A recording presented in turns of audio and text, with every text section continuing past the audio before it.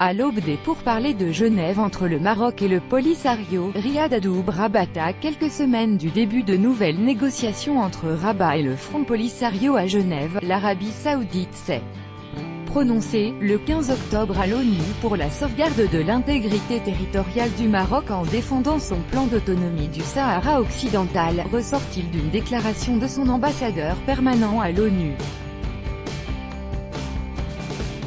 L'Arabie Saoudite défend la souveraineté et l'intégrité territoriale du Maroc et soutient son plan d'autonomie pour la résolution du conflit au Sahara occidental, tout en refusant toute autre solution qui pourrait porter préjudice à ses intérêts supérieurs, a déclaré, le 15 octobre à New York, Abdullah Ben Yahya Al-Moalimi, l'ambassadeur permanent du Royaume saoudien auprès de l'ONU, lors de la réunion de la 4e commission de l'Assemblée générale des Nations unies. Le Maroc a contribué, avec sérieux et bonne foi, au processus mené sous les auspices exclusifs des Nations Unies pour parvenir à une solution durable au conflit autour du Sahara marocain, a déclaré le diplomate. En réitérant la position de principe de son pays soutenant l'initiative marocaine qui offre un statut d'autonomie au Sahara, et qui constitue une proposition constructive pour parvenir à une solution réaliste à ce conflit.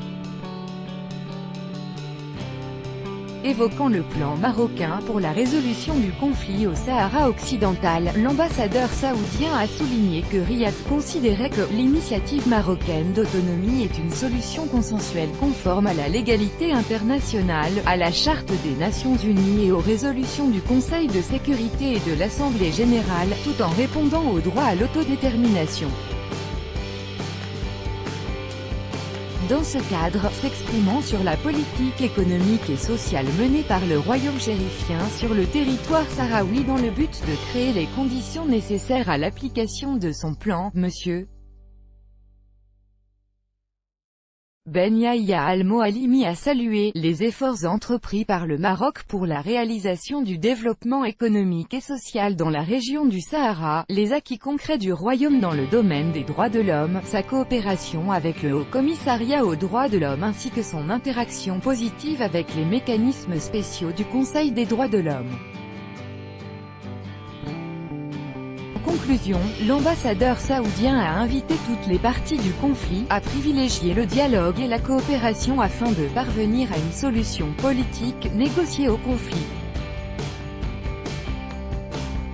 En vue de réunir toutes les conditions nécessaires pour la réussite des négociations entre le Maroc et le Front Polisario, prévues pour le début du mois de décembre à Genève, Antonio Guterres, le secrétaire général de l'ONU, a suggéré le 3 octobre dans un rapport au Conseil de sécurité, de prolonger d'1 an le mandat de la mission des Nations Unies pour l'organisation d'un référendum au Sahara occidental, MINURSO, a rapporté l'AFP, le 4 octobre, en ajoutant que le responsable avait fait savoir que l'Algérie et la Mauritanie étaient disposés à participer activement aux négociations. Selon le secrétaire général de l'ONU, le Maroc et le Front Polisario ont accepté de participer à ces discussions préliminaires de Genève tandis que l'Algérie et la Mauritanie seraient aussi sur la même voie. Évaluant les conditions réunies pour le début de ces pourparlers, M. Guterres a souligné dans son rapport des développements positifs dans le comportement du Polisario, la disposition de l'Algérie et de la Mauritanie à un rôle plus actif dans le processus de négociation, et un signe encourageant du Maroc lorsqu'il a facilité les déplacements de l'ex-président allemand Horst Köhler au Sahara occidental.